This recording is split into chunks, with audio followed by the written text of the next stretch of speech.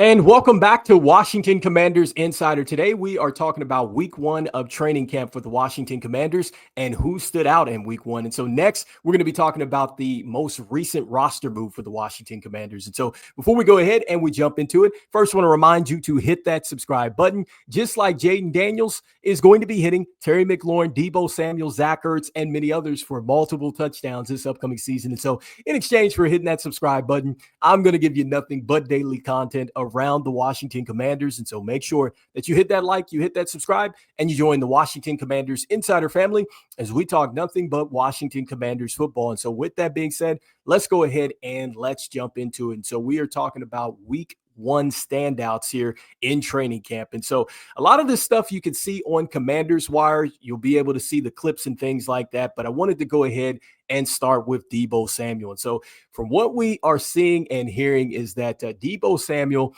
and this offense got the very first score on the first play in 11 on 11 drills. And so talk about tone setting.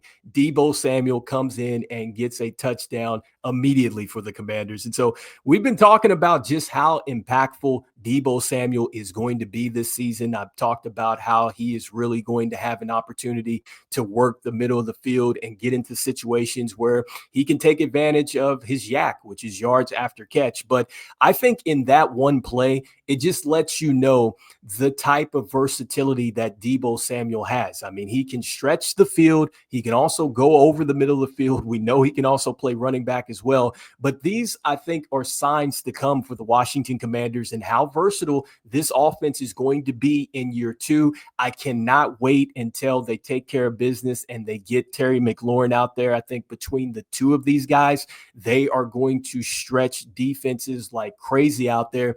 And I think a lot of people look at Deebo Samuel and they look at the down year that he had with the San Francisco 49ers, and they just really forget how productive he has been. And so I got a chance to look at this stat that was on NFL.com.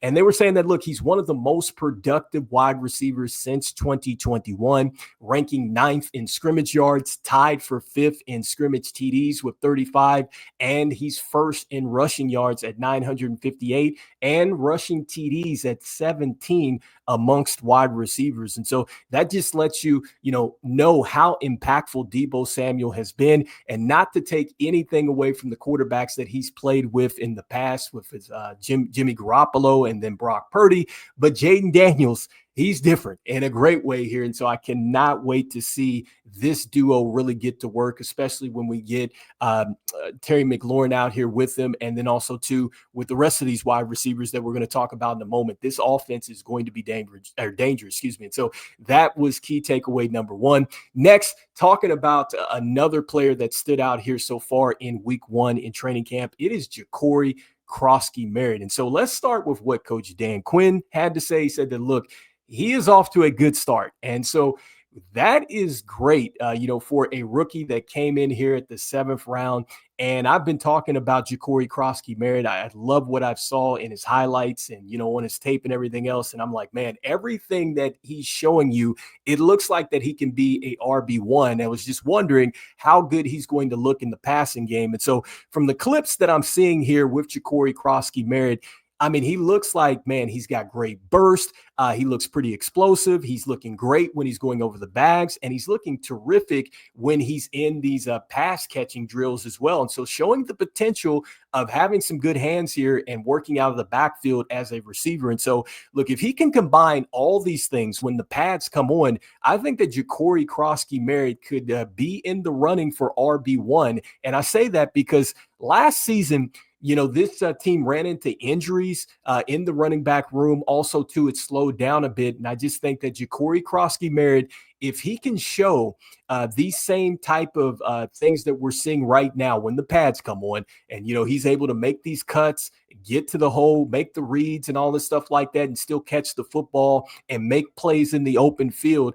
I tell you what, if he can get to the RB3, I think, spot heading into the season, there is a chance that he can finish at RB1. But we got to find out what's going to happen when the pads come on, because that's going to be a different ball game. Dan Quinn said this already that when you're talking about the line of scrimmage on both the offense and the defensive side of the ball, it's a different type of game when you put the pads on. And the same thing for running backs, because now you're going to find out, okay, was that a great move? Poor angle, does he really understand, what it takes to maneuver, and find the cut and everything else. And so you'll find a lot more about running backs and things like that when you put the pads on. But make no mistake about it, the running back room is going to be super competitive. But I think that for Jacory Croskey-Merritt, he has a real opportunity to be an impactful player. And so let's see what happens when the pads come on for everybody, I believe Monday. And then let's see what he does as you get to the joint practices and preseason. But he can be in a good position here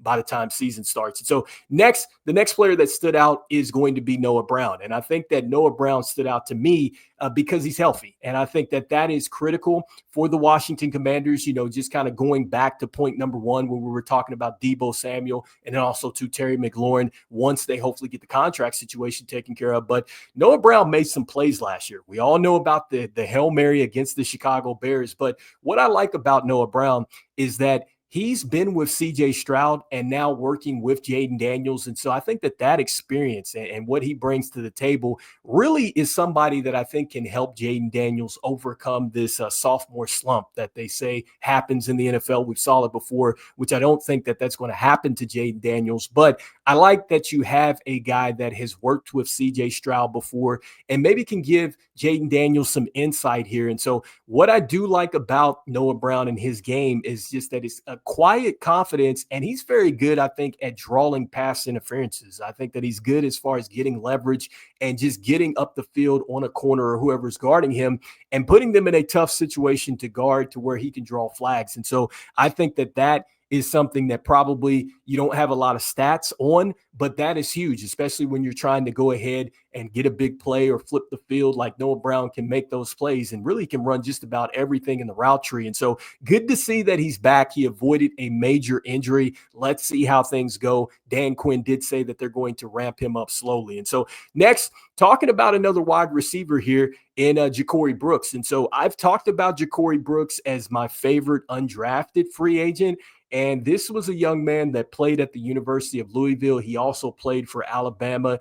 And he did some great things in college football. I mean, he's coming out with not the fastest 40 time, but I'll say it again. When he gets on the football field, he's got football speed, and that's all that matters. And he's terrific in contested catches and situations like that. Now, we'll see if that translates into the pro game. But with him, some of the clips I'm seeing, he stayed after practice to do some work, and then I believe it was the second day of practice where he caught 2 touchdowns in the 7-on-7s. And so he did a great job as far as getting into the end zone there. But he's a guy that you certainly want to take a look at, especially if you're talking about battling for that last wide receiver spot. It might be him at 6'3", 195, looking pretty good so far in week number 1. And so next, another wide receiver that I got to give, some credit to is Michael Gallup, because Michael Gallup started off slow. We talked about how he was dealing with the hamstrings and things like that. You did not see him at mandatory minicamp because of that. And so I think he's done a great job as far as battling back. He looks pretty crisp out there, and some of the drills and stuff that I got a chance to see there. Once again, if you head over to Commanders Wire, you'll see where there's bunches or a bunch of clips, where you can see a lot of this stuff. But he looked pretty good. And for a guy that's had some experience, he played with the Dallas Cowboys and things like that. And so if he can recapture what he had, with those seasons with the Dallas Cowboys and things like that, you're looking at a guy that not a lot of people are really counting on. And he's a guy that has some experience here. And so he could be a factor. Let's see how this thing works out. This is going to be a very competitive group with the wide receiving room. And so next, a couple players on defense that have stood out so far. And so let's start with Trey Amos. And so aside from Jacory Croskey-Merritt, when the pads come on, Trey Amos is the second guy that I want to see and how he looks like when the pads come on. Because right now, in the drills and stuff like that, he's looked sticky in coverage. He's shown some ball skills.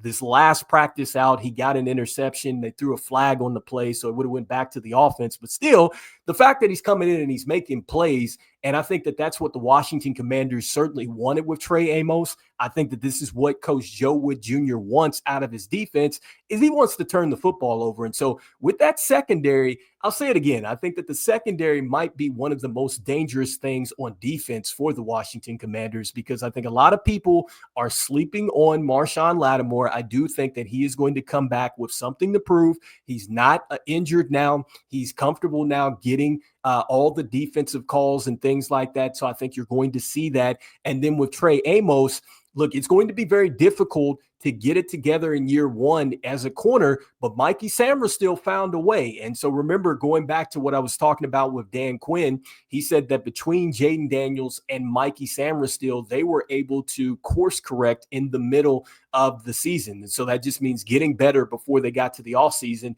And we know that Mikey Samill was able to hold his own. Obviously, he was starting out there at corner. And so I think that Trey Amos can take the similar path as Mikey Samill. Is it going to be maybe a little rocky, maybe week one if he does start? Sure. But I think that this is a guy that's going to compete his tail off, and I think he's going to be just fine by the end of the season. But we're going to find out a lot about him once the pads come on, and then we see what happens in preseason. And so I think he stood out. Next, wanted to talk about Mikey Samill. And so Mikey Samill, he got an interception. I think it was a pick six. He certainly let the offense know about it. And so the last practice out, just to be clear, I believe that the defense won that. So that's what I'm seeing about that particular practice. And so he was one of the guys that won out there with an interception. And so with Mikey Samill, we already know how good, he can be, looking off what he did last season.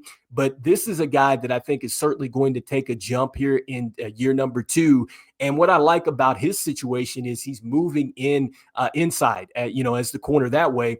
And so you're moving him back to his natural position. And so I think not only in coverage is he going to be good, and with the versatility that he's already shown in year 1, because we know he can get on the outside too.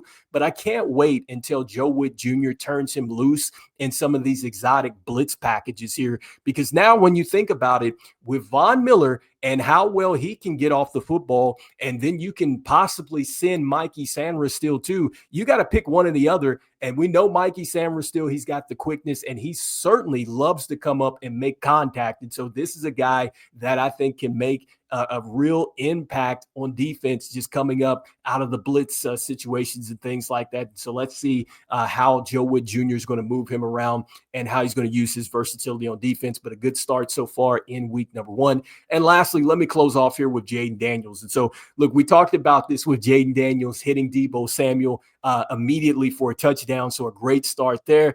And yes, he had a tough day, or the offense had a tough day with the interceptions or whatnot. But still, just looking at some of the clips and things like that, he was talking about how he wanted to work on his footwork. I was talking about how he was going over the cones and then throwing it into the net. Like, that looked pretty good.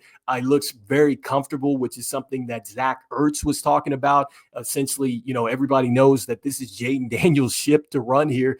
And so you can see that he's certainly, confident and comfortable, but you also see it just feels like a player that he's like everybody else in that locker room. He's going to go out there and earn it. And so I love that about Jayden Daniels, that he's not resting on what he did in year 1. And we love to see this. I mean, it's just great to see that this team has a franchise quarterback. Heck, I mean, I remember when we had guys like Heath Shuler, and I was just like, what are we doing at quarterback? And so it's great to see that we have Jayden Daniels, here at quarterback. And in fact, Heath Shuler wore number 5, if I'm not mistaken. And so, yes, it's good to see Jayden Daniels at quarterback. And so anyway, with that being said, I wanted to go ahead and jump into the last bit of news here for the Washington Commanders and talking about their latest roster move here. And so the roster move that the Commanders went out and made was a couple days ago. They went ahead and extended Percy Butler. And so they went ahead and extended him. And so it looks like that the Commanders now have him under contract. And so he initially had one more deal left on his rookie contract. They went ahead and extended him. And it looks like that there's no details to the deal for Percy Butler. So at this point in time, we just know it's a 1-year extension for him. And once again, he was in the final year of his rookie deal. This is a guy that came in, joined the club in 2022 as a 4th-round pick, appeared in 50 regular season games, also 2 playoff games over his first 3 seasons, started in 18 of those games. He has 127 tackles, 10 passes defended, and a forced fumble. He also has a forced or fumble recovery as well. And so, he's joining, Quan Martin, Jeremy Reeves back there at the safety position along with Will Harris. And so, safety is one of those things that it's going to be important for the Washington Commanders this season, because when you look at just Dan Quinn and coming from that Seattle team, safety was huge. And I think that safety is something that he's expecting to be huge for the Commanders here, especially when you're talking about the secondary and just really, I think, being a quarterback, so to speak, back there.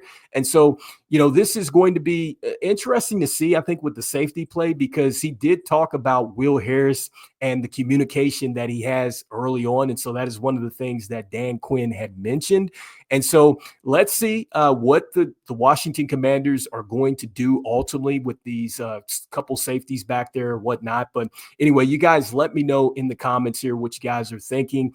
Are you happy that the Washington Commanders went ahead and extended Percy Butler for another year? Once again, we don't have the details about that. Do you feel like he's going to be an impact for us this year? Next, what are you guys thinking as far as some of your key takeaways from training camp? Again, we talked about Deebo Samuel, Jacory Croskey-Merritt looking awfully good. We want to see what he looks like in pads out there. Noah Brown looks like that he avoided any type of major injuries. Michael Gallup, remember, he was off for the year, retired, back in the National Football League. A rough start with the Commanders, looking pretty good in his drills. Trey Amos looking awfully sticky in coverage, making plays out there. He's definitely looking like a CB number 1 out there for the Commanders, or a starting cornerback. Then Jayden Daniels showing the footwork, got a touchdown early to Deebo Samuel, first 11 on 11. Jacory Brooks got a couple touchdowns, putting in some extra work as well. Look, he's going to get a chance for some extra reps because Terry McLaurin is not in camp. Let's see what happens with him, undrafted free agent.